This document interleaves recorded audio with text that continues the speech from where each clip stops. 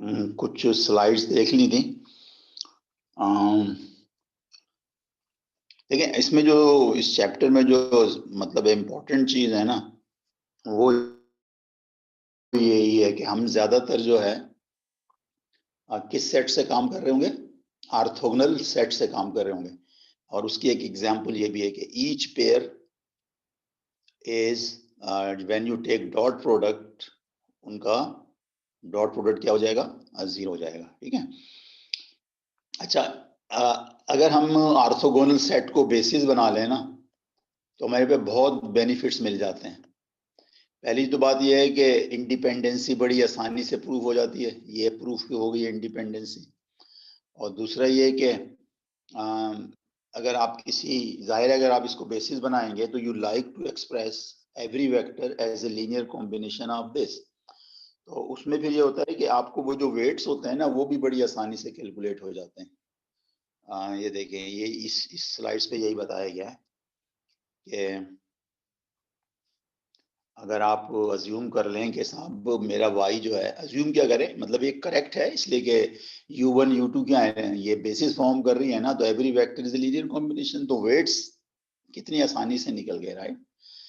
जबकि general case में क्या होता था, इंडिपेंडेंसी भी प्रूफ करना का मतलब डिफिकल्ट तो नहीं था, लेकिन कम्बरसम था ना, आपको एक ऑगमेंटेड मैट्रिक्स बनानी पड़ती थी और शो करना पड़ता था कि उसका ट्रिवियल सोल्यूशन सिर्फ 0 है।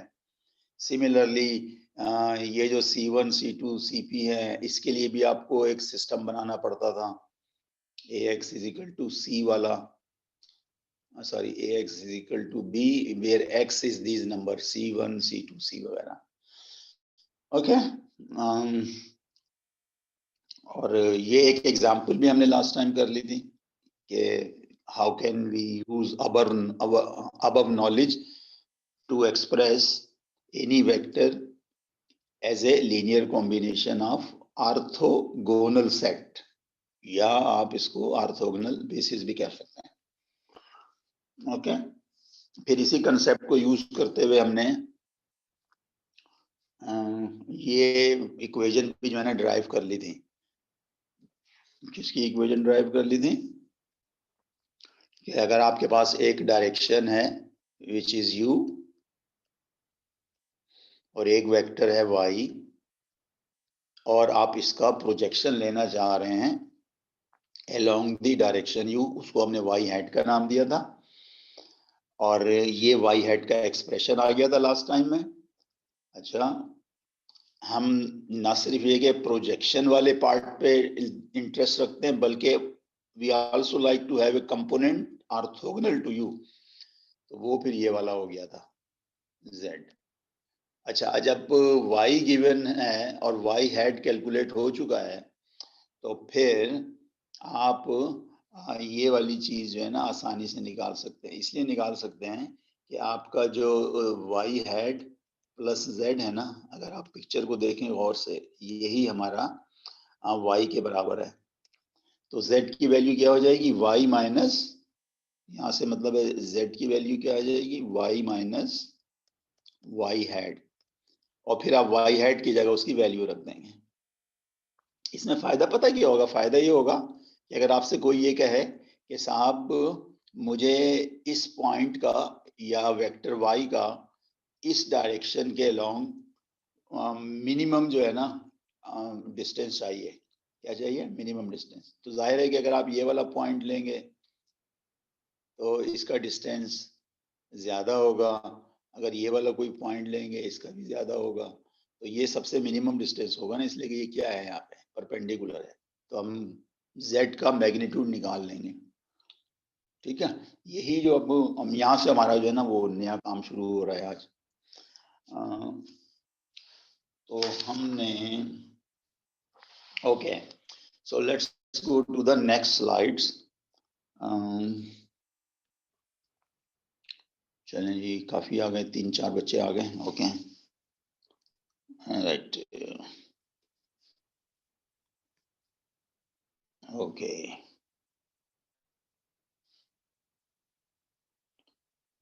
राइट।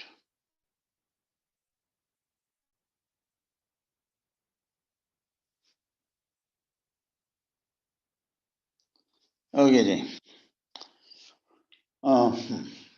ये वो एक अक्सर आता है ना, अगर आप कोई एग्जाम लें, खास तौर पे अगर सेट है या कोई और है, तो उसमें आता है figure is not to the scale.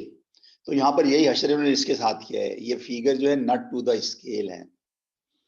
देखिए, अगर आप एक्सपीरियंस हैं, आप उस फील्ड में काम कर रहे हैं, फिर तो कोई ज्यादा तकलीफ नहीं होती, लेकिन क्योंकि इट इज इनिशियल स्टेज, तो मेरा ख्याल है डेविड सीलो को जो पिक्चर बनानी चाहिए थी वो टू दी स्केल बनानी चाहिए। मैं आपको बताता हूँ क्या मतलब क्या है नॉट टू दी स्केल। अगर आप गौर करें, एक वेक्टर है -8 4 और दूसरा क्या है u, तो जाहिर है आप समझ रहे हैं कि ये हमारा u होगा, 3 1 है ना, ये हमारा जो है ना u होगा, ठीक है। अब प्रॉब्लम ये आ रही है कि u पर जाने के लिए आपको क्या करना होगा, यही करना होगा ना कि आप 3 यूनिट जो है वो अलोंग हॉरिजेंटल जा रहे होंगे और 1 यूनिट आप इधर जा रहे होंगे, ठीक है जी। तो ये u आ जाएगा आपका। इससे कोई फर्क नहीं पड़ता, आप इस वेक्टर को u ले लें या इसको ले लें, ये भी थोड़ी सी एम्बिग्यूटी है इसमें, ठीक है। लेकिन अगर आप -8 3 पे जाएंगे तो आप देखें 3 यूनिट ये है, तो -8 का तो मतलब है कि बहुत दूर जाकर -8 आएगा ना, तो इंग्लिश ने तो यहीं पे ले लिया। तो आप समझ गए ना जो मैं कहना चाह रहा हूँ कि why this picture is not to the scale. लेकिन इस स्टेज पे डेविड सीलो को ऐसी पिक्चर नहीं बनानी चाहिए थी, तो हम अपनी पिक्चर बना लेते हैं, ठीक है। ऑलराइट, चले अपनी पिक्चर बनाते हैं। अपनी पिक्चर से पता क्या होगा कि मैं जो है ना, कैसे बनाऊं भाई, अच्छा मैं इसको थोड़ी देर के लिए छोड़ देता हूँ, इसको खत्म कर देता हूँ, राइट। तो मैं अपनी पिक्चर एक बनाता हूँ। मैं कहता हूँ साहब, मैं यहाँ पे पिक्चर बनाता हूँ ताकि मुझे जरा आसानी हो, ठीक है। यहाँ पे बना लेते हैं, ठीक है। तो ये मेरा वेक्टर क्या है, ये मेरा वेक्टर हो गया u।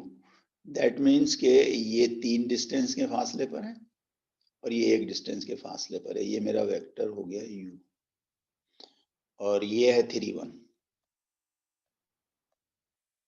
अब मैं ड्रॉ करूंगा y -8 4, ठीक है जी। तो अब हमने क्या करना है कि इसके अलोंग जो है ना, अब हमें -8 जाना होगा, तकरीबन यहाँ पहुंच जाएंगे, ठीक है, -8। और फिर मैं 4 यूनिट, ठीक है जी। तो ये एक मिनट, पिक्चर जरा, हाँ मेरे ख्याल ठीक है। ये जो है ना मैं इस तरफ ले जाऊंगा तो हम इसको जो है वो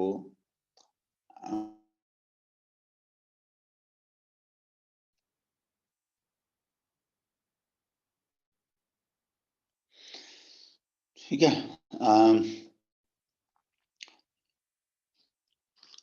एक मिनट, मुझे मेरा ख्याल है ठीक है, यहाँ से भी मिस बिल्कुल दोबारा से ड्रॉ करता हूँ।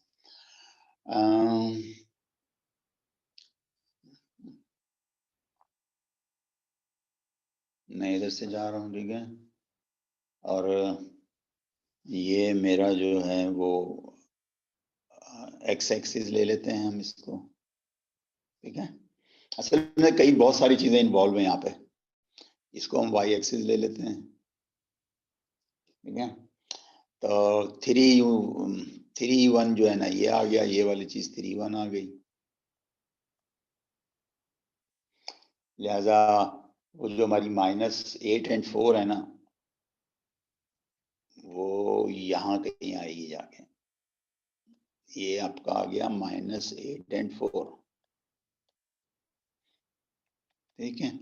अच्छा, उसके बाद क्या करना है, आपने प्रोजेक्शन लेना है ना y का।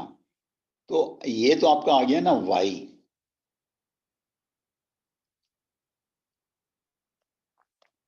अब आपने जो प्रोजेक्शन लेना होगा ना, ये जो मैंने बताया ना लाइन, ये तो सिर्फ ड्रॉ करने के लिए, लेकिन जो प्रोजेक्शन आएगा ना वो तो आपको याद है ना कि आपने टॉर्च लेनी है समवेयर हेयर, जो कि इस इस लाइन के ऊपर परपेंडिकुलर होगी जिस लाइन पे हम प्रोजेक्शन ले रहे हैं। तो अब यहां से जब आप इसको करेंगे ना तो शेडो करेंगे तो ये जो है ना ये शेडो आ जाएगा इसका। ये बेसिकली जो है ना ये आपका वाई हेड है, ओके। और ये वाला जो है ना ये आपका जो है ना ये जेड है। अब होगी ना पिक्चर क्लियर सारी, राइट, ठीक है। और ये जो है आपका ये जो है ना ये यू है आपका, यहां से लेकर यहां तक यू है, ओके। अब now we are in a good shape. क्या मतलब गुड शेप का? वही जो होता है कि ये जो तीन वेक्टर्स है ना y, z and y had, ये मैं पिछले स्लाइड पे भी आपको बता चुका हूँ। इनके आपस में रिलेशन क्या होगा? हमारा जो y होगा वो बराबर होगा y हैड प्लस z के, ठीक है। तो यहाँ से हम वही करेंगे, पहले स्टेप में हम z को निकालेंगे तो z बराबर आ जाएगा। मतलब मैं उस चीज को रिप्रोड्यूस कर रहा हूँ, बजाय फार्मूला यूज करने के ना मैं फार्मूले को ड्राइव कर रहा हूँ, ठीक है। अच्छा, उसके बाद हम z के इन दोनों साइड पर u के साथ प्रोडक्ट ले लेंगे। क्या ले लें? u के साथ डॉट प्रोडक्ट ले लेंगे। u dot z is equal to u dot y minus u dot y है, ठीक है। तो अब ये u डॉट z जो है ये तो आपके पास जीरो हो जाएगा ना, ठीक है। तो हम एक और भी हमने काम किया था ना कि हमने जीरो बराबर u माइनस y, और ये जो हमारा y हेड है ना हमने इसको लिख लिया था अल्फा टाइम्स u के बराबर। y को क्या लिखा? Alpha times u। y head को देख लेना, y हेड और u एक डायरेक्शन में है ना। तो अब यहां से अल्फा जो है ना वो आपके पास आ जाएगा u डॉट, पिछले पेज पे किया था ना हमने, ये आ जाएगा u y डॉट u। इससे कोई फर्क नहीं पड़ता, ऐसे लिखो या ऐसे लिखो, u डॉट u। असल में छोटी सी टाइपो है, वो ये है कि ये जो है ना ये हेड नहीं है, ये बाय मिस्टेक ऊपर लग गया था ना इसलिए वो नीचे आ गया था, ओके। अच्छा, इसका मतलब पता क्या होगा? इसका मतलब ये सारी चीजें मैं पहले कर चुका हूँ, वही ड्राइव कर रहा हूँ। दैट मीन्स के अब आपने जो करना है ना ये डिस्टेंस निकालना है, ये वाला डिस्टेंस, ये वाला डिस्टेंस।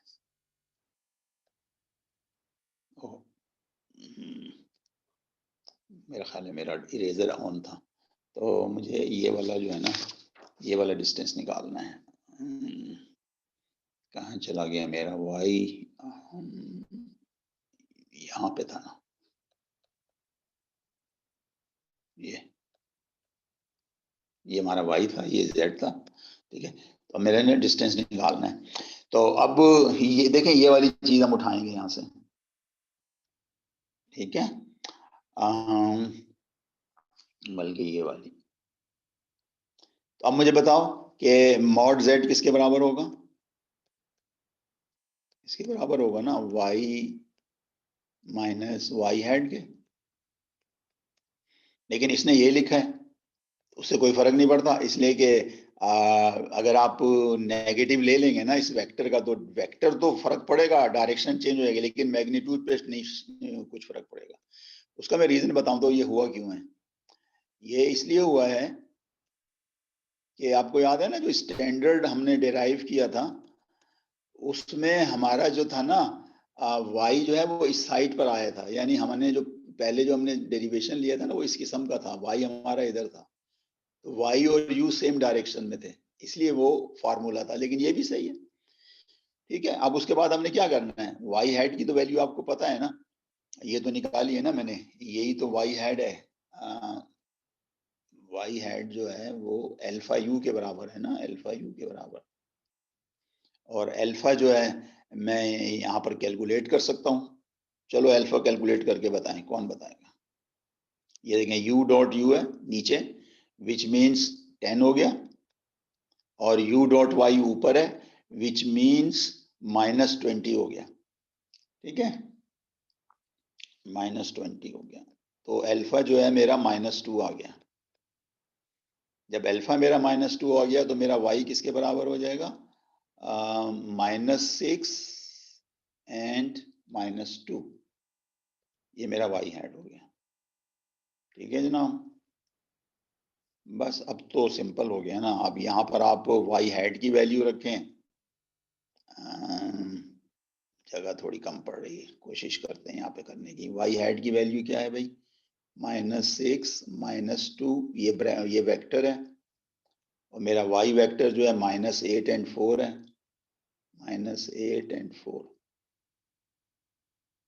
तो अब जब आप इसको लेंगे तो ये -6 एंड -8, ये हो जाएगा 2, और नीचे वाला भी क्या हो जाएगा? नीचे वाला क्या हो जाएगा भाई? -6 हो जाएगा। ठीक है, तो ये 2 - 6 आपका वेक्टर आएगा, बस उसका आप नॉर्म निकाल लें। 2 - 6, तो इसका नॉर्म आ गया √4 एंड 36, which is √40, एंड √40 का मतलब क्या हुआ? 4 बाहर आ जाएगा, √10 आ जाएगा। Okay, so that is the final answer. ठीक है जी, ओके। सो अब हम अभी तक बातें किसकी कर रहे हैं? ऑर्थोगोनल सेट्स की। ठीक है, तो ऑर्थोगोनल पे अगर एक कंडीशन और लगा दें तो एक नया सेट बन जाएगा, वो मैं आपको बताता हूँ क्या बन जाएगा। फिलहाल मैं इसको क्लीन अप करता हूँ।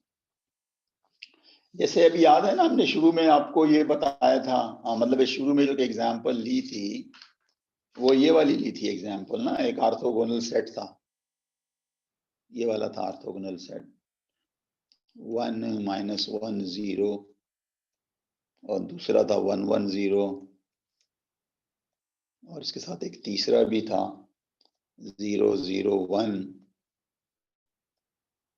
ये आप एग्री कर रहे हैं ना कि ये हमारा क्या था? ऑर्थोगोनल सेट था। अच्छा, अगर मैं एक काम करूं, क्या काम करूं कि मैं इसका मैग्नीट्यूड कैलकुलेट करूं, तो इसका मैग्नीट्यूड आ जाएगा 1/√2 इस वेक्टर का। दूसरे का भी मैग्नीट्यूड कैलकुलेट करूं तो 1/√2 आ जाएगा, इसका तो 1 ही रहेगा। अब मैं काम करता हूं कि इनको इनके मैग्नीट्यूड से डिवाइड कर देता हूं, एक और जो है ना वो सेट प्रोड्यूस करता हूं, तो वो सेट मेरा ये हो जाएगा 1/√2 -1/√2 0 1/√2 1/√2 0 0 0 1। अब ये वाला जो नया सेट है ना ऑर्थोगोनल, तो अब भी है ये, इसलिए कि आप इसको मल्टीप्लाई करके ऐड करेंगे 0, लेकिन अब ये ऑर्थो नॉर्मल भी हो गया। तो ऑर्थो नॉर्मल वो ऑर्थोगोनल सेट होता है जिसका हर वेक्टर जो है ना वो यूनिट लेंथ हो। ये रहा unit vectors. A set of vectors is called an orthonormal set if it is an orthogonal set of unit vectors। तो भाई ये वाला जो सेट है ना ये है ऑर्थोनॉर्मल, जबकि ये वाला जो सेट था ये जो ऊपर है ये क्या है? ये है ऑर्थोगोनल। समझ गए ना दोनों में फर्क, ऑर्थोगोनल एंड ऑर्थोनॉर्मल। तो अगर आप ऑर्थोगोनल की बेसिस बनाते हैं तो वो कहलाती है ऑर्थोगोनल बेसिस, लेकिन अगर आप ऑर्थो नॉर्मल की बेसिस बनाएंगे तो वो क्या कहलाएगी? ऑर्थो नॉर्मल बेसिस कहलाएगी। ठीक है, तो अगर मैं थोड़ा सा रिपीट करता हूं, मेरे पास एक होती है बेसिस, एक होती है ऑर्थोगोनल बेसिस,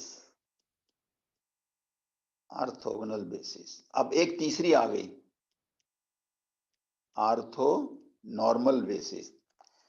देखिए हमने बी से जब हम ऑर्थोगोनल पे गए थे तो काफी इंप्रूवमेंट मिला था इन टर्म्स ऑफ कैलकुलेशन। अच्छा, इसमें तो और भी मतलब है वो आपको एडवांटेज मिलेगा ऑर्थो नॉर्मल में। मैं आपको याद कराता हूं कि अगर आपने कोई एक वेक्टर लिया था ना y, उसको आपने इस तरह से लिखा था c1 u1 plus c2 u2 ब्ला ब्ला तो इफ यू रिमेम्बर आपका C1 जो है ना वो इसके बराबर आया था, y.u1 अपॉन u1.u1 इसके बराबर आया था ना।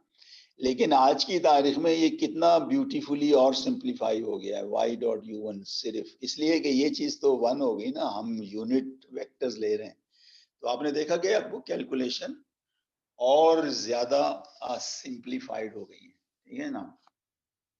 ओके, तो अब जरा इन यूनिट वेक्टर्स की जो है ना हम इन जरा प्रॉपर्टीज को देखते हैं, ठीक है, कि what do they offer to अस।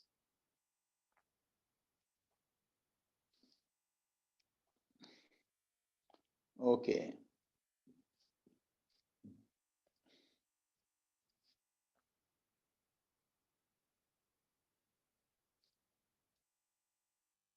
चलिए सर।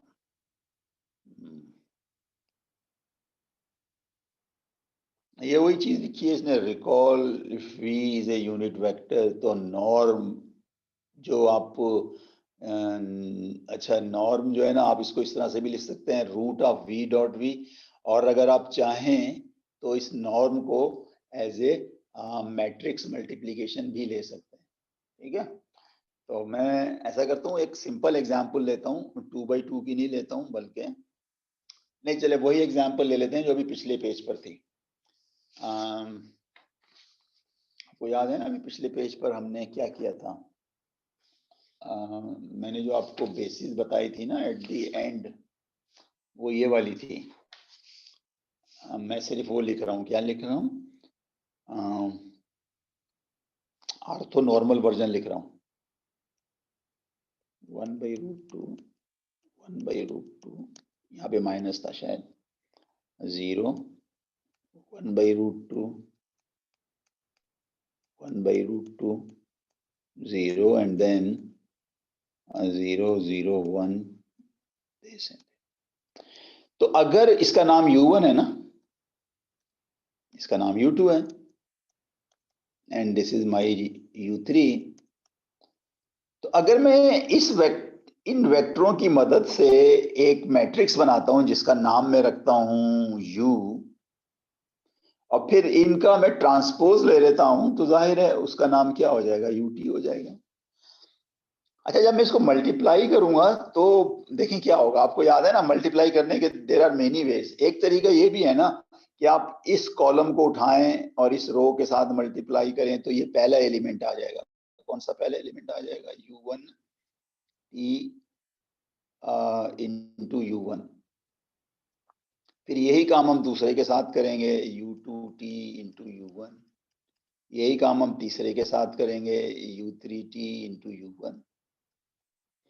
फिर हम क्या करेंगे, फिर हम U2 को उठाएंगे, यही चीज दोबारा रिपीट कर देंगे हम, U1 T U2 U2 T U2 और U3 T U2, और फिर यही काम जो है ना हम U3 के साथ करेंगे, यही करते हैं ना matrix multiplication, U1 T U3 U2 T U3 and then finally U3 T U3। अब आप और करें, ये जो फैमिली है ये है आर्थो नॉर्मल, तो इसका क्या मतलब होगा कि ये वाले जो नंबर है ना, ये वाले नंबर ये तो 1 हो जाएंगे सारे, जबकि ये वाले सारे नंबर क्या हो जाएंगे, 0 हो जाएंगे। तो आपके पास ये बचेगा जनाब, this is very useful result. इसको क्या कहते हैं भाईजान, इसको कहते हैं आइडेंटिटी, ठीक है। तो हमने क्या शो किया कि अगर कोई set of ortho normal vectors है,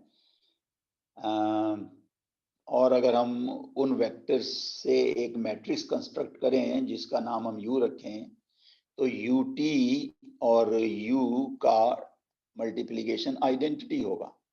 सिमिलरली आप ये भी शो कर सकते हैं कि हम रिवर्स ऑर्डर में अगर चाहें पहले U रखें और फिर UT रखें, तो वो भी आइडेंटिटी आएगा। इसका मतलब ये हुआ, आपको पता है ना कि अगर दो चीजों का प्रोडक्ट आइडेंटिटी हो तो एक दूसरे के इनवर्स होते हैं, तो इसका मतलब है यू इनवर्स बराबर आ गया यूटी के। Such a matrix is called orthogonal matrix. क्या है? आर्थो। कौन सी मैट्रिक्स भाई? वो मैट्रिक्स जिसके कॉलम्स जो हैं वो आर्थो नॉर्मल सेट फॉर्म करें। अच्छा, आप कह सकते हैं सर ये इन्होंने ऐसा क्यों किया है? जुल्म के जो वेक्टर्स हैं वो तो आर्थो नॉर्मल हैं, लेकिन मैट्रिक्स का नाम इन्होंने आर्थो नॉर्मल मैट्रिक्स नहीं रखा, बल्कि क्या रखा है? आर्थोगोनल। तो भाई बाज होगा तो ये कहलाती है some of those blunders of the history जो आप चेंज नहीं कर सकते। तो हिस्टोरिकली यही नाम यूज हो रहा है। कौन सा नाम? Orthogonal, orthogonal, orthogonal. जबकि आप एग्री करेंगे कि इसको बेसिकली क्या होना चाहिए था? आर्थो नॉर्मल मैट्रिक्स होना चाहिए। अब देखिए आपको एक और बेनिफिट मिल गया। एक तो बेनिफिट मैंने अभी थोड़ी देर पहले बताया था ना कि एक बी होती है, एक आर्थोगोनल बेसिस होती है, एक नॉर्मल होती है। तो मैंने एडवांटेज बताया था ना आपको कि यहाँ से कितना एडवांटेज मिला था, फिर कितना मिला था। अब एक और एडवांटेज मिल गया भाई। आप अगर किसी भी ए का अगर इनवर्स निकालें तो आपको पता है ना, you have to go a painful procedure, उसके बाद ए इनवर्स आता है। यहाँ पे तो आपको जनाब वैली क्या मिल गया? फ्री में मिल गया कि अगर आपके पास ये वाला सेट है u1 u2 u3, आप एक मैट्रिक्स बना लें जिसका नाम u होगा, और अगर आपको u इनवर्स निकालना है तो कुछ करने की जरूरत नहीं है, इसी u का क्या ले लें आप? ट्रांसपोज ले लें। सो this is very very useful result. ठीक है ना? Okay, alright. अब एक थ्योरम है, वो मैं सिर्फ आपको स्टेटमेंट लिखी हुई है समझा देता हूँ। प्रूफ वगैरह नहीं करेंगे हम इसका, ठीक है? हमें प्रैक्टिकल काम करना है। ऑलराइट। थ्योरम सिंपल ये कहती है भाई, आपके पास जैसे भी थोड़ी दूर हमारे पास एक यू था ना, आप एक एक्स ले लीजिए, यू को आप एक्स से मल्टीप्लाई कर दीजिए। ठीक है? तो देखें ये आपका जो है n बाई एन है, और ये क्या है? एक कॉलम है ना इसका, और n रोज है। लेकिन जब आप इसको मल्टीप्लाई करेंगे ना u और n को, अच्छा नहीं उल्टा हो गया, ये जो है ना n बाई 1 होगा ना, इसलिए इसमें n रोज हैं और कॉलम्स एक ही है। तो जब आप ये मैचिंग करोगे ना तो ये ux भी क्या हो जाएगा? n बाई 1 हो जाएगा। तो दोनों का डायमेंशन सेम है, u का भी, x का भी और ux का भी। मजीद बात ना सिर्फ डायमेंशन सेम है, बल्कि इन दोनों वेक्टरों का नॉर्म भी सेम है। तो this is very interesting result. हाँ, सिमिलरली आप एक और y ले लें, एक और uy प्रोड्यूस कर लें, तो इसका जो डॉट प्रोडक्ट है ux का और uy का, वो सेम होगा जो x और y का है। ठीक है? और जाहिर है अगर आपके पास b स्टैब्लिश हो गया तो c तो बहुत आसान है ना। अगर लेफ्ट जीरो है तो फिर राइट भी जीरो होगा, यानी अगर ये जीरो है तो ये भी जीरो होगा, और अगर उल्टा कर लें ये जीरो है तो ये भी जीरो होगा। तो ये थ्योरम अक्सर हमारे पास क्या होती है? ये यूज होती है। ठीक है जी? ओके, अब हम चलते हैं, ये मेरा ख्याल है हमारा 6.2 चल रहा था ना, so let's go to have now 6.3। ठीक है जी, 6.3 की तरफ चलते हैं। डॉक्यूमेंट्स, फाइल स्टोरेज,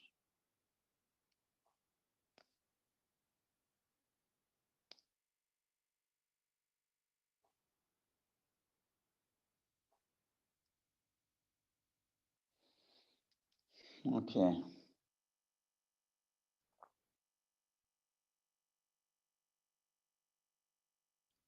अच्छा, इसमें जो ये आपको बात बता रहा है ना, ये कोई नई चीज नहीं है, सिर्फ आपको रिवाइज कर रहा है। लेकिन अभी थोड़ी देर पहले यही तो काम किया था ना हमने, कि अगर हमारे पास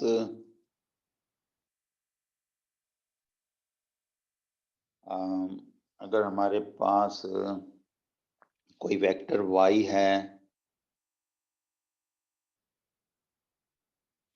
और कोई डायरेक्शन u है, तो हमारे पास क्या आता है, y का प्रोजेक्शन आ जाता है जिसको हम y हेड का नाम देते हैं, और साथ साथ एक z भी आ जाता है। लेकिन ये y head in terms of ये y हेड जो है ना वो अल्फा टाइम्स u लिखा जा सकता है, और फिर अल्फा की एक्सप्रेशन आप कई दफा कैलकुलेट कर चुके हैं जो कि ये रही, ठीक है ना। तो y हेड किसके बराबर आ गया, y dot U upon u dot U into you. ये आर्थोगोनल प्रोजेक्शन है। ये चीज क्या कहलाती है, orthogonal projection of what, y on what u, ठीक है ना। ओके, अब हम थोड़ा सा इसको एक्सटेंड करते हैं। कैसे एक्सटेंड करते हैं कि हमने P सेट लिए जो ऑर्थोगोनल बेसिस बना रहे हैं, यानी अब बेसिकली जो है ना हम यहाँ पे पहुंच गए। मैं इसको क्लीन कर देता हूँ ऊपर वाले को। अब हम यहाँ पहुंच गए हैं कि हमारे पास ये पूरा जो है ना Rn है, ठीक है। इसमें से हमने एक सेट लिया है Rn में U1 इंटू यूपी। फिर हमने क्या काम किया, याद रहे ये जो है ना ऑर्थोगोनल है, ओके। फिर हमने इन्हीं को ऑल पॉसिबल लीनियर कॉम्बिनेशन लिए, तो वो स्पैन बन जाएगा ना, इसी का नाम हमने क्या रख दिया है, W रख दिया, ठीक है। ये बन गया है span. This is basically span. Span यानी दूसरे लफ्जों में हम ये लिखना चाह रहे हैं कि W बराबर है स्पैन ऑफ दिस, ठीक है ना। ओके, अब अगर हम इस स्पैन में कोई y लें और हम उसको, जाहिर है अगर हम y ले रहे हैं तो ये बेसिस है ना, तो हम इस y को लिख सकते हैं as a linear combination of those vectors. तो आप यहीं से शुरू करोगे ना कि आपका y जो है वो इसके बराबर होगा c1 u1 plus c2 u2 and so on. और आपको पता है कि ये y1 u1 u2 क्या है, ऑर्थोगोनल वेक्टर्स है ना, तो c1 आपको कैलकुलेट करना आता है। ये बेसिकली ये नई चीज नहीं है, मैंने शायद पहले भी बताया था कि ये आपको रिवाइज कर रहा है पुराना कंसेप्ट। तो ये आपका बजना y आ जाएगा in terms of unit vectors नहीं, in terms of orthogonal vectors.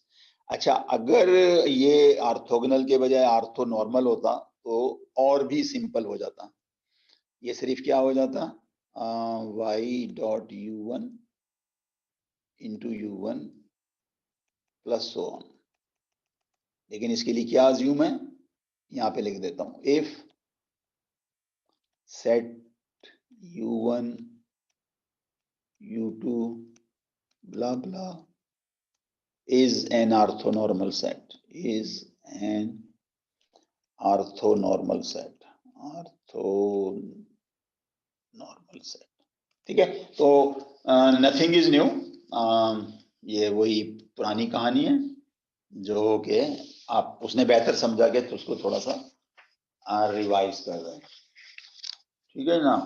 Okay जी, अब हम चलते हैं अगली स्लाइड्स के ऊपर जो कि बहुत इंपॉर्टेंट है, राइट। बहरहाल हर चीज ही इंपॉर्टेंट होती है।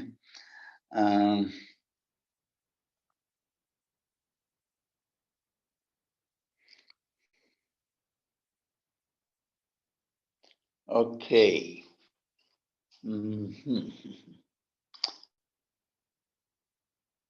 अच्छा देखिए यहाँ पे जो हो रहा है ना वो बड़ा इंटरेस्टिंग काम हो रहा है। वो बताता हूँ क्या इंटरेस्टिंग है।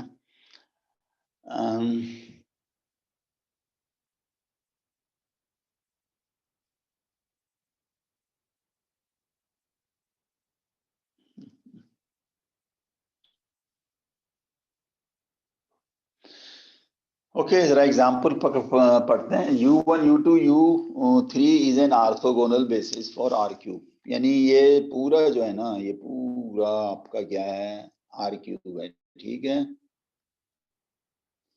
एंड आपके पास कितने वेक्टर्स हैं? 3 है ना, U1 U2 U3। लेकिन आपने एक काम किया, आपने कहा कि फिलहाल मैं U1 U2 की मदद से एक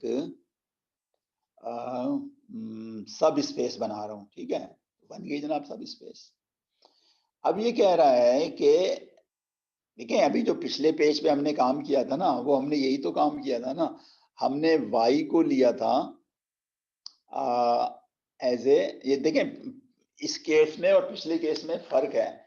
आप बताएंगे क्या फर्क है? पिछले केस में ये हुआ था कि हमने पहली तो बात है कि पिछले केस में हमारे पास 3 वेक्टर नहीं थे। अगर आप गौर करें पिछले में, मैं पिछली स्लाइड को थोड़ा सा आपको बता दूं। हमारे पास जो थे ना, वो 3 नहीं थे, p वेक्टर्स थे, U1 U2 and UP। Okay, और फिर हमने वहां पर क्या क्या इस्टेब्लिश किया था? वहां पर हमने इस्टेब्लिश ये किया था कि वो जो आपका y था ना, वो इन सब का लीनियर कॉम्बिनेशन था, ठीक है। यानी दूसरे लफ्जों में जो हमारा रिजल्ट आया था ना पिछले पेज में, वो ये आया था कि y equal something U1 something U2 and so on. अच्छा, आज भी वही चीज है, लेकिन जरा डिफरेंट अंदाज में। डिफरेंट अंदाज ये है कि कहता ये कहें कि साहब आपने ये W बनाया ना, तो अब आपने ये शो करना है, क्या शो करना है कि अगर आप कोई वेक्टर y लेंगे ना R3 में, तो आप उसको लिख सकते हैं as a sum of vector y hat in W and a vector z in W perpendicular. यानी आप इस y को जो है ना, ये वाले जो y को है ना, आप लिख सकते हैं as a sum of this and this. ये z और ये z सेम है ना, पैरेलल वेक्टर तो सेम होता है ना। तो आप कहेंगे सर ये तो रिजल्ट हमने पहले भी देखा है। तो भाई पहले तो देखा है, लेकिन पहले में हम सिर्फ ये कहते थे कि बस y को एक्सप्रेस करना है एज ए लीनियर कॉम्बिनेशन है गिवन वेक्टर्स। लेकिन आज हम ये कह रहे हैं कि नहीं, हमने y को एक्सप्रेस करना है something in W and something perpendicular to W। तो दूसरे लफ्जों में काम तो वही करना है जो हमने पिछली स्लाइड्स में किया है कि हम y, चूंकि y जो है वो लिखा जा सकता है ना, y किसका पार्ट है? R3 का पार्ट है ना। और ये जो U1 U2 U3 है, ये R3 की बेसिस है। तो हम y को ऐसे लिख तो सकते हैं, लेकिन फिर हम एक काम करेंगे, हम कहेंगे कि ये वाला जो पोर्शन है ना, अगर आप गौर करें, ये बेसिकली वो पोर्शन है जो W में लाई कर रहा है। तो हमने इसको y हैड का नाम दे दिया। और ये जो दूसरा वेक्टर था ना, ये जाहिर है U3 की डायरेक्शन में है ना। ये देखें, ये रहा U3 की डायरेक्शन, इसमें इन्होंने कहीं शो नहीं किया, लेकिन आप समझ सकते हैं कि U3 की डायरेक्शन क्या होगी। क्या लिखा हुआ है? ये U1 U3 is an orthogonal basis. तो अगर ये U1 है और ये वाला U2 है, तो ये जो आपका U3 है ना, वो भी इसी डायरेक्शन में होगा। किस डायरेक्शन में होगा? जिस डायरेक्शन में Z है। तो ये यहाँ से कंफर्म भी हो गया कि इस चीज का नाम अगर हम Z रख दें तो नथिंग इज रॉन्ग। तो अब आपके पास जनाब आया क्या? आया ये कि ये जो सवाल था ना, हमने उसको एक इंट्यूटिवली ये तय कर लिया है कि ये वाला जो पोर्शन है, ये वाला है, कौन सा है? y in W, y hat in W। और ये जो दूसरा है, ये क्या है? z perpendicular to W। हमें नजर आ रहा है ये है, लेकिन कभी मैथमेटिशियन कहते हैं यार मुझे जरा मजीद शो कर दोगे, ये है। तो जो हमें नजर आ रहा है ना पिक्चर में, जिसको हम कहते हैं ग्राफिकल वे ऑफ थिंकिंग, हम इसी को अब कन्वर्ट कर रहे हैं अलजब्राइक वे में। तो अलजब्राइक वे में करने के लिए हमें स्लाइड के बॉटम पोर्शन पे जाना पड़ेगा। और अब वो बहुत आसान हो गया। देखें, अगर आप ये शो करना चाहते हैं कि ये वेक्टर जो है वो इस y हैट पर परपेंडिकुलर है, तो बेसिकली आप यही करोगे ना, आप इसको लेकर बैठ जाओगे z डॉट y हैट, ठीक है, फिर आप z की वैल्यू लिख दोगे। तो बजाय इसके मैं ये नंबर लिखने के ना, मैं इसको कह लेता हूँ अल्फा, इसको मैं कह लेता हूँ बीटा, इस नंबर को इसको मैं कह लेता हूँ गैमा। तो अब मेरे पास क्या हो जाएगा, z जो है वो गैमा u3 हो जाएगा, और y जो क्या हो जाएगा, alpha u1 plus beta u2। और इसको अगर मैं फर्दर सिंप्लीफाई करूं तो अब यू विल एग्री कि ये बराबर हो जाएगा अल्फा गैमा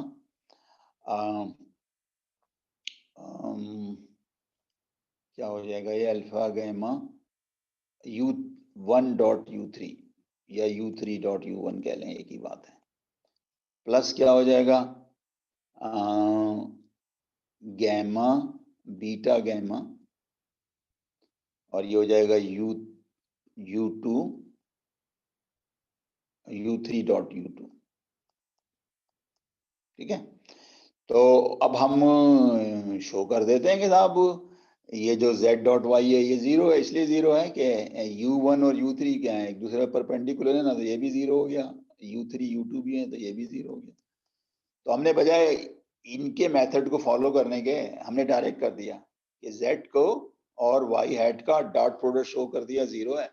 इसका मतलब है जो y हैट है ये जिस भी डायरेक्शन में हो, और हमें पता है y हैट जो है वो क्या है, अलोंग w है, और z जो है वो क्या है, परपेंडिकुलर टू, अब ये शो भी हो गया, राइट। तो दिस इज द फैक्ट। यानी बेसिकली हमने पता क्या किया, मैं दोबारा से रिवाइज कर दूं, हमारे पास वो जो कॉम्प्लेक्सिटी थी ना कि हमारा y जो है वो 3 कंपोनेंट्स में है, हमने उसको थोड़ा सा रिड्यूस कर दिया, हमने इसको इंटीग्रेट कर लिया, इसको ऐसे ही रहने दिया, तो ये आपका y हैट बन गया और ये हमारा z बन गया। फिर आपने कह दिया कि साहब मेरा y जो है वो समथिंग इन w है और समथिंग परपेंडिकुलर टू w है। तो ये भी यूज होगा आपके, बल्कि अगर आप और करें, वो जो हमारा स्टार्टिंग पॉइंट आया था ना कि हमें ये वाला सिस्टम सॉल्व नहीं हो रहा था हमसे,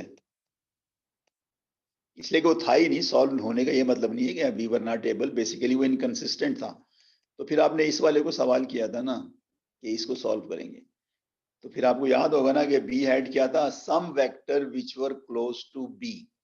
तो इन मतलब इसको फर्दर डेवलप करने के लिए हमें ये वाली नॉलेज की जरूरत होगी कि हमें किसी भी वेक्टर को लिख सकते हैं something in W and something perpendicular to W।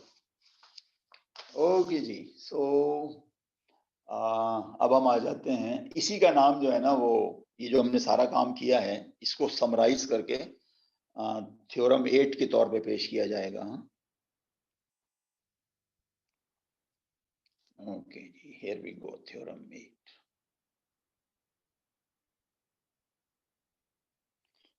Theorem 8 थोड़ा सा छोटा कर लेते हैं।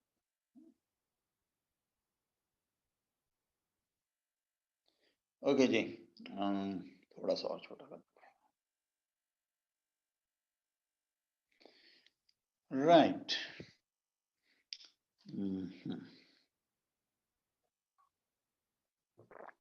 अभी जो काम किया है भाई, यही तो किया है हमने कि W जो है वो सब स्पेस है किसकी, Rn की। तो एवरी y जो Rn का पार्ट है, ये पूरा जो है ना Rn है,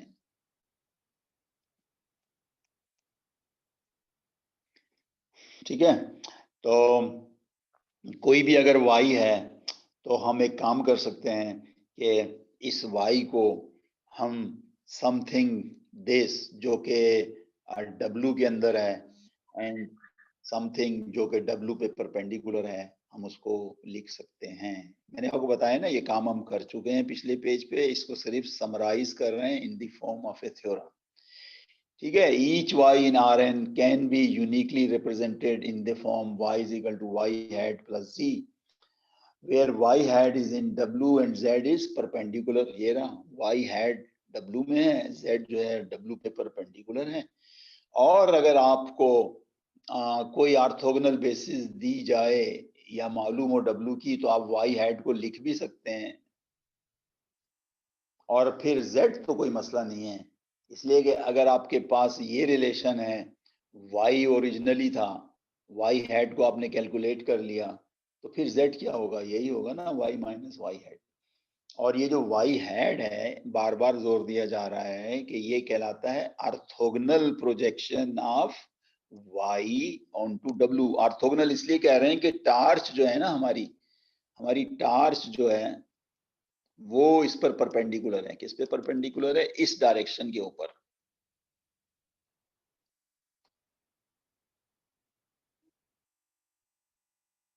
ओके,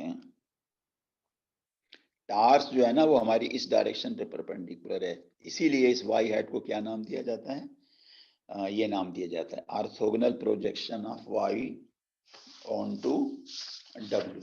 ठीक है, ओके। अब हम क्वेश्चन करते हैं, नेक्स्ट पेज कर रहे हैं। ठीक है, एग्जाम्पल है नेक्स्ट पेज पे, let's go and do it.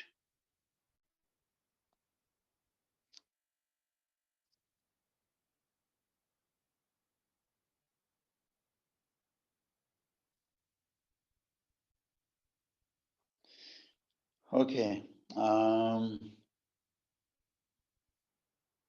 तो इसको जरा समझने की कोशिश करते हैं जनाब, क्या हो रहा है। ये वही है, मैंने बार बार कहा ना कि ये हमारी स्लाइड नंबर जो है ना वो 4 है, तो इसने स्लाइड नंबर 2 से अपना एक आइडिया पेश किया। कौन सा आइडिया? कि ये वाला आइडिया कि अगर ये W है और कोई वेक्टर है, तो हम इसको लिख सकते हैं something in W and perpendicular to W। फिर उसको जो है ना, उसने थ्योरम बना के पेश कर दिया पिछली स्लाइड में। अब उसकी ये एप्लीकेशन है, राइट? ठीक है, तो वही बात बार बार, y को लिखना है as the sum of a vector in W and a vector orthogonal to W। ठीक है जी, फाइन। तो हमें पता है ना कि ये मेरा y है।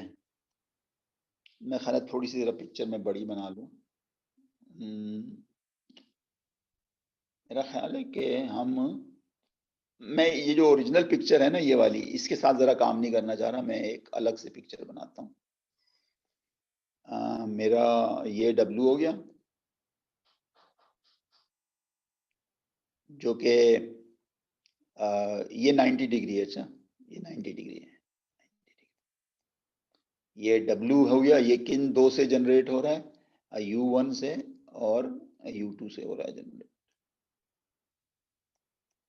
ठीक है, अब एक वेक्टर साहब आ गए y, जो W का नहीं हिस्सा, किसका हिस्सा है वो? R3 का। तो अब मुझे क्या करना है? मुझे इसको लिखना है as a sum of two vector, this plus this. ठीक है ना? तो अब मैं इस पिक्चर की तरफ आ जाता हूं जो यहां इसने बनाई है। आप जरा गौर से देखिएगा, हमारा y हेड जो है ना, वो पता कौन सा वेक्टर है? ये जो y हेड है वो ये वाला वेक्टर।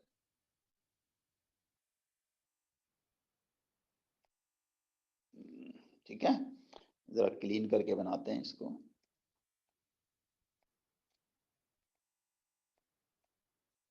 ये मेरा जो है ना, ये मेरा y हेड है,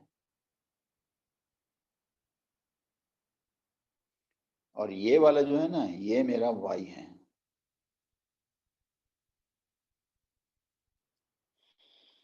ठीक, ओके।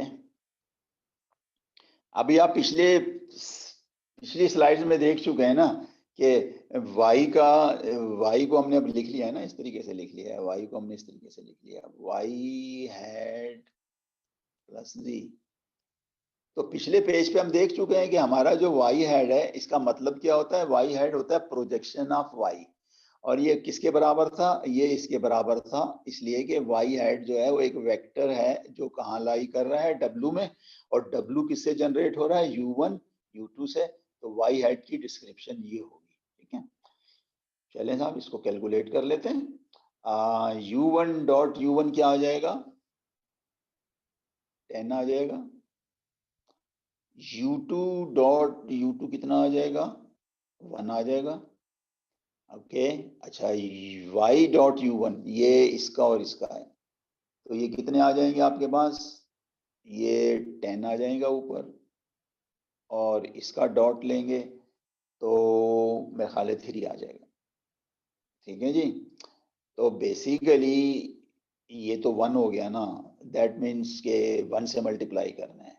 अच्छा, ये जब मल्टीप्लाई करेंगे ना तो 0 3 0 आ जाएगा, तो बस ये 0 जो है वो 3 से चेंज हो जाएगा। तो आ गया जनाब आपका क्या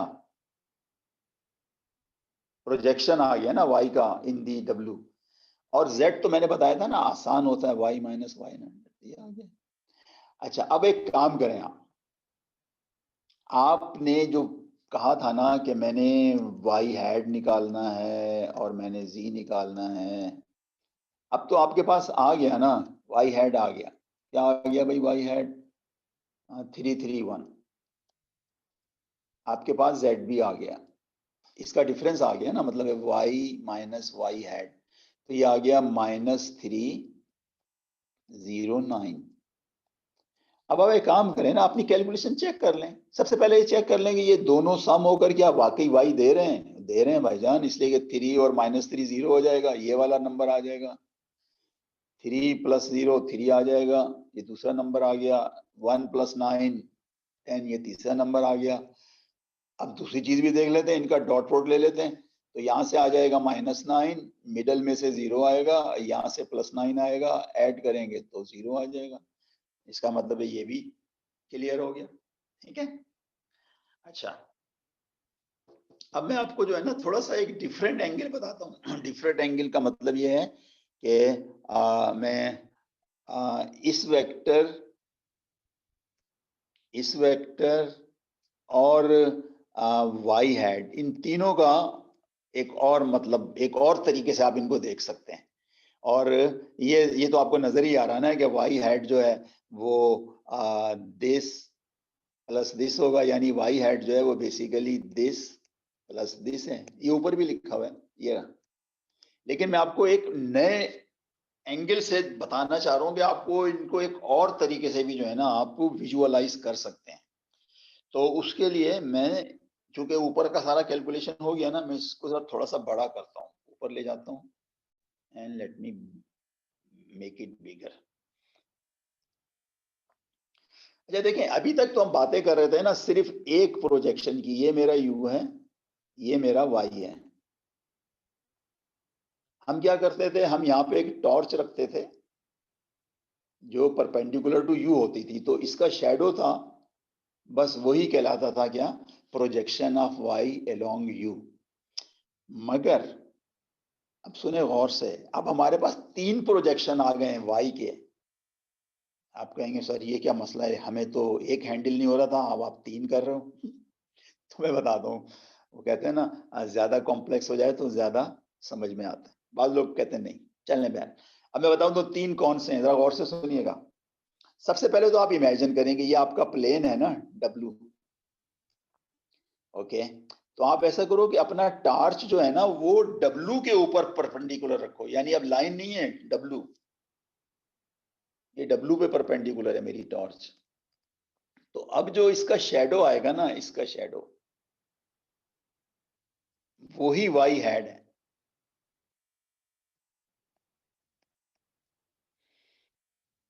समझ में आया?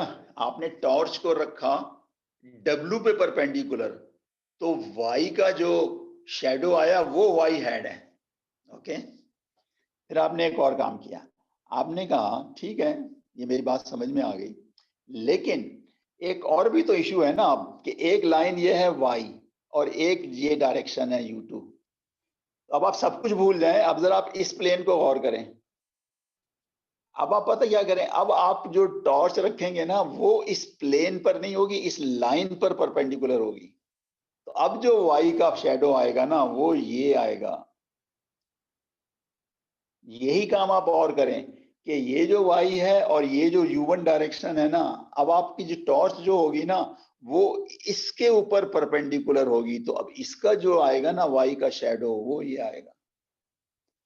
तो आपने देखा, क्या देखा, दोबारा से बताऊं, y तो एक ही है हमारा, लेकिन अगर मैं अपनी टॉर्च को प्लेन के ऊपर परपेंडिकुलर करता हूं तो y का शेडो जो है वो y हैड कहलाएगा।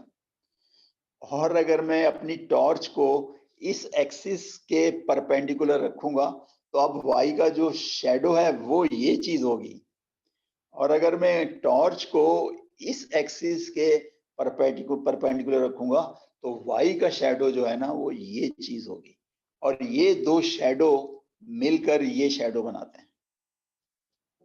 ये तो वैसे भी ऑब्वियस है ना कि अगर शेडो देखना चाह रहे हैं प्लेन में, W है ना, तो वो क्या होगा, वो shadow along one axis plus shadow along other axis.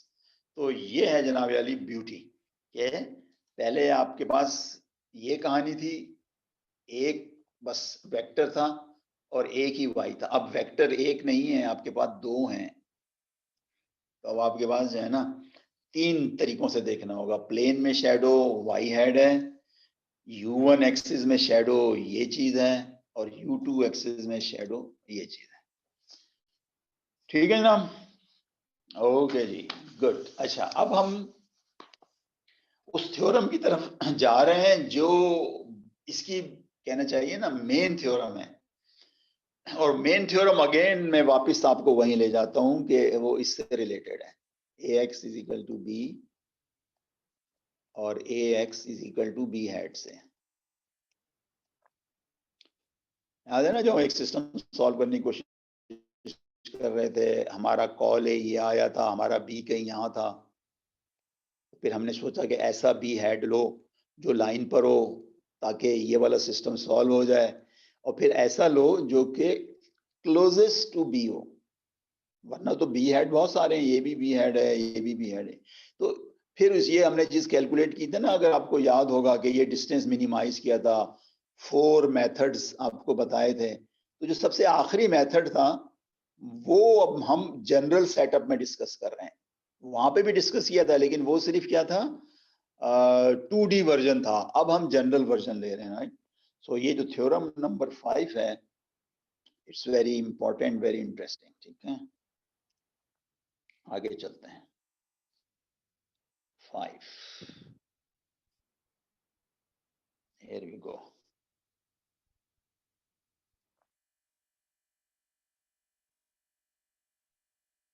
पहले जरा इसको देखते हैं ना, फिर हम नीचे भी आ जाएंगे। देखिए, कहानी वही पुरानी है, हम उसी को सॉल्व कर रहे हैं। किसको सॉल्व कर रहे हैं? इसी को सॉल्व कर रहे हैं। A X is equal to, चलें इस टाइम हम ले लेते हैं, हम A X is equal to Y को सॉल्व कर रहे हैं। लेकिन आपको नजर आ रहा होगा कि ये जो है ना W, ये ए का क्या है, कॉल ए है। इस तरह इमेजिन करें, W स्पेस क्या है, ए की कॉल है, और अगर इसका सोल्यूशन होता तो y को इसके अंदर होना चाहिए, लेकिन y तो यहाँ चला गया, तो इसका मतलब फिर वही आ गया कि इसका तो सोल्यूशन नहीं है। तो हम एक ऐसे y की तलाश में हैं जिसको हम y हेड कहेंगे, जो कंसिस्टेंट हो। कंसिस्टेंट का मतलब यही हो गया ना कि फिर ये y हेड जो है वो कहाँ आएगा, W में ही आएगा। और अगर बहुत सारे चॉइसेस हैं y हेड के, ये वाला चॉइस है, ये वाला चॉइस है, ये वाला चॉइस है, तो हम वो लेंगे जिसमें ये डिस्टेंस जो है ना क्या हो जाए, एज स्मॉल एज पॉसिबल हो जाए। तो वो डिस्टेंस फिर वही होगा जिसको आप पहले से जानते हो, z।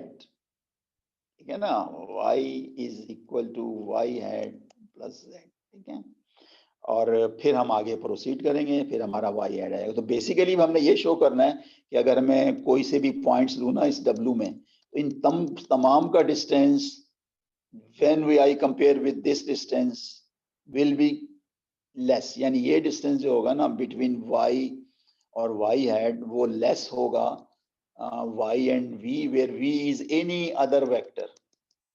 ठीक है, थ्योरम को समझ गए ना अच्छी तरीके से, तब पढ़ते हैं।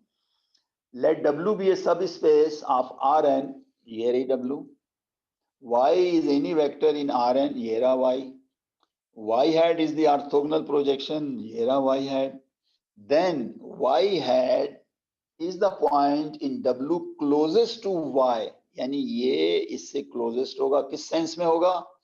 इस सेंस में होगा, यानी अगर मैं कोई सा भी एक टिपिकल v लेता हूं अदर देन y hat, तो ये डिस्टेंस और ये डिस्टेंस हमेशा इसको फॉलो करेंगे, यानी ये डिस्टेंस क्या होगा, लेस होगा, which is between y and y hat, और ये डिस्टेंस बिगर होगा, which is between y and v. और ये क्या होगा, फॉर ऑल वी जो आप चूज करेंगे डिस्टिंक्ट फ्रॉम वाई हैट, इसीलिए इसने लेस कहा है। अगर ये इक्वल हो जाएंगे ना वी एंड वाई, तो फिर ये इक्वल हो जाएगा डिस्टेंस, यानी y minus y hat is equal to y minus v. अगर वाई, अगर आपने वी को क्या ले लिया, वाई ले लिया। लेकिन असल चीज ये है कि for any v other than y hat ये डिस्टेंस लेस होगा, और यही हमें चाहिए होगा। तो इसका प्रूफ बड़ा इंटरेस्टिंग है, सिंपल है। चूंकि हमने एक्सप्लेन कर दी है ना आपको थ्योरम, तो अब मैं जरा निचले पोर्शन को भी आपके सामने पेश करता हूँ टुगेदर विद दिस पिक्चर।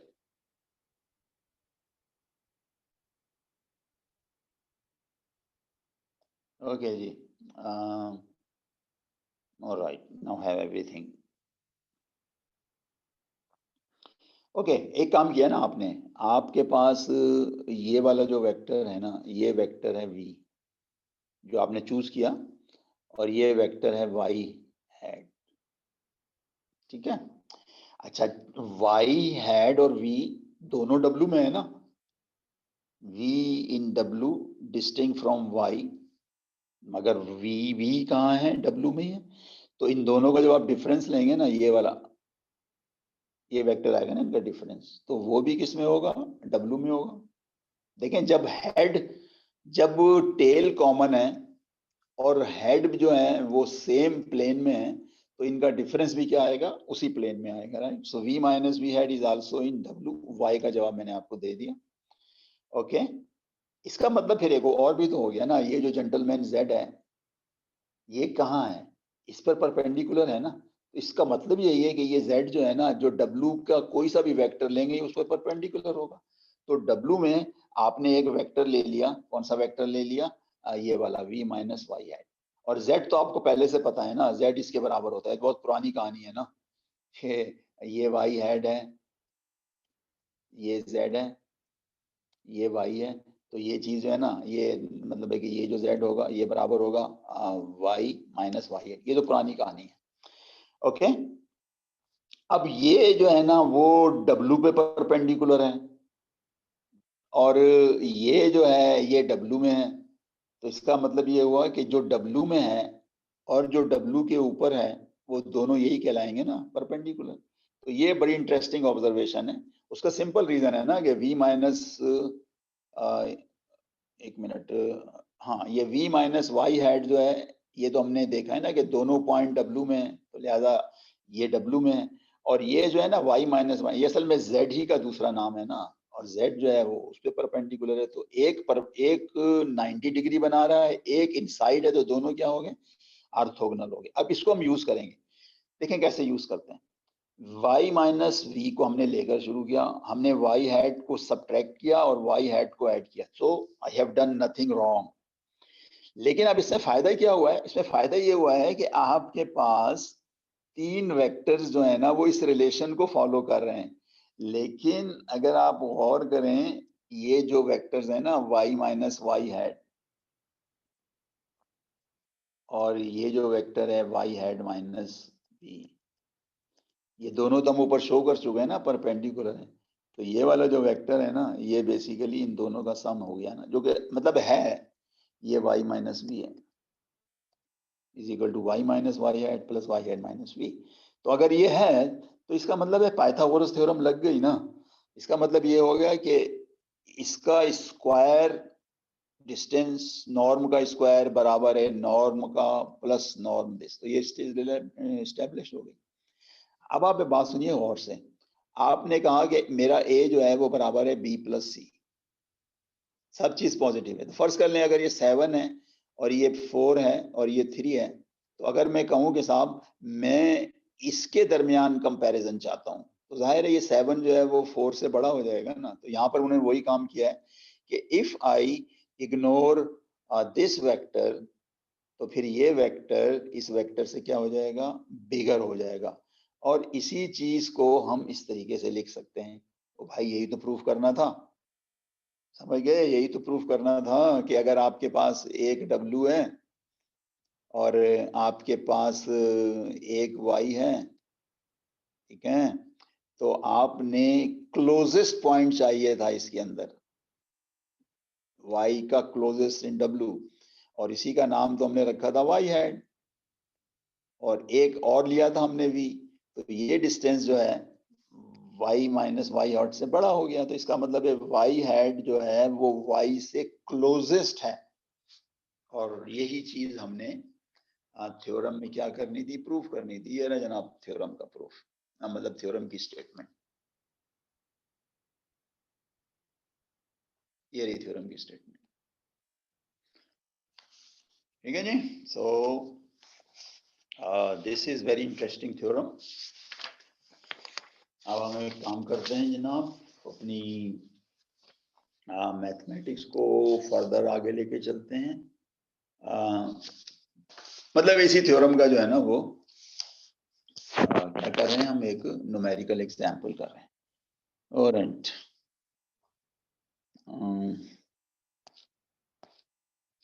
चलिए जनाब, let's go towards it problem.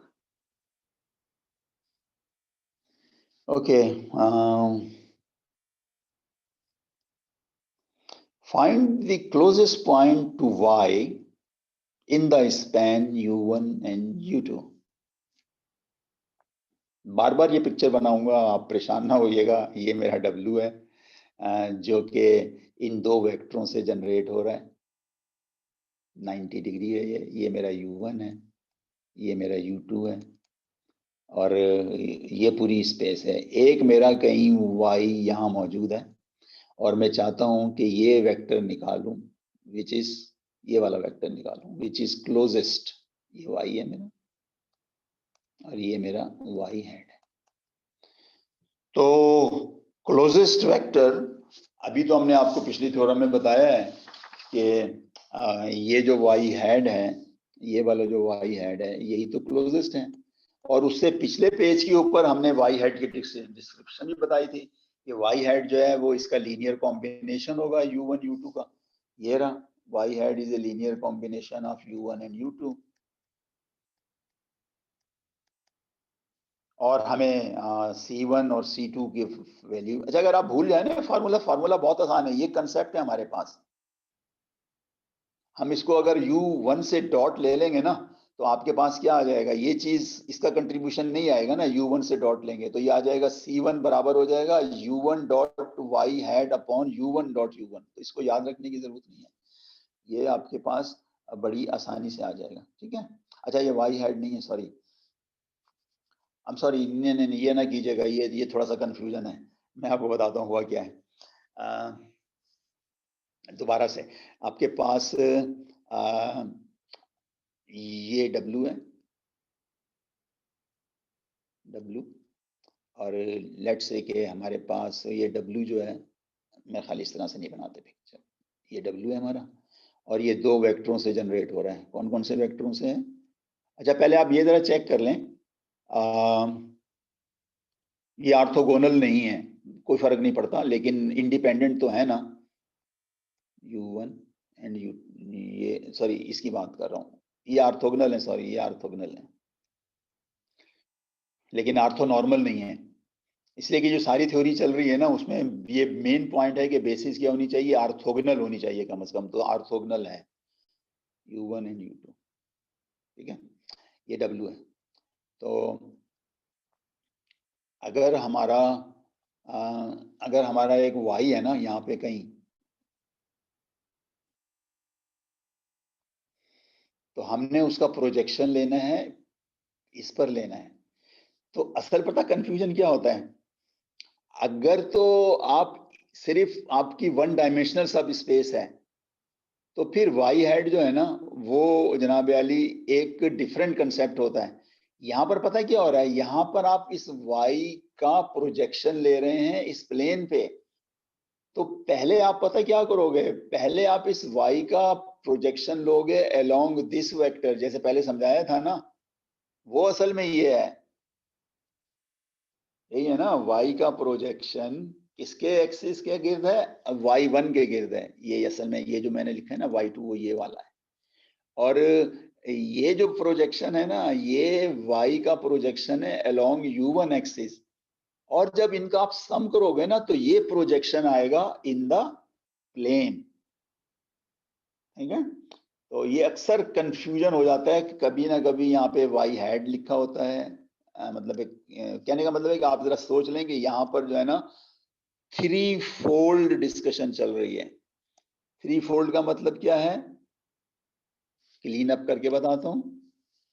हमें y का प्रोजेक्शन चाहिए in the plane describe by these two things, span of u1 u2। तो हमें पता क्या करना होगा? हमें सबसे पहले इस y का जो प्रोजेक्शन लेना होगा अलोंग u1 एक्सिस लेना होगा, ये आ गया। फिर इसी का अलोंग u2 एक्सिस लेना होगा, ये आ गया। अब जब दोनों को सम कर देंगे तो ये प्रोजेक्शन आएगा y का अलोंग w। क्लियर होगी बात? अब आगे कुछ नहीं है, अब बस ये क्लियर हो गया तो बाकी सब क्लियर हो गया। ये तो हमने u1 लिख दिया, ये हमने u2 लिख दिया, और नीचे हम u1 का u1 के साथ डॉट लेंगे तो आपकी समझ में आ जाना चाहिए कि ये 1 टाइम्स 1 प्लस 1 टाइम्स 1, ये आपके पास क्या आ गया भाई? 2 आ गया। दूसरा भी आपके पास यही आएगा, दूसरा भी आपके पास यही आएगा 2। अब आया y डॉट u1, तो ये आप जरा कर लीजिए, ये 2 4 6 -2, एक मिनट, ये तो बाकी तो 0 है ना, 4 और 2 ये 6 आ गया। और जब आप इधर जाएंगे तो यहां पर आ जाएगा -2। तो बेसिकली आपके पास ये नंबर आ गया है 3 और ये नंबर आ गया है -1। तो ठीक है, आपको जो सब्ट्रैक्शन आ जाएगा वो ये आ जाएगा -1 -1। Okay, so this is the closest to y but in the plane generated by v1 and v2। ठीक है जी, ओके, लेट मी सी के क्या टाइम हो गया है। अच्छा, मेरे ख्याल में मैं यही रखता हूँ, इसलिए कि फिर अगला जो टॉपिक है ना वो आप पूरा नहीं हो सकेगा, बल्कि टाइम तो वैसे भी हो गया है, 9:46 हो गया, 5-6 मिनट में भी नहीं होगा। ओके, तो आई स्टॉप हियर एंड इंशाल्लाह नेक्स्ट वीक इसको आगे लेके चलेंगे। ठीक है, ऑलराइट, थैंक यू।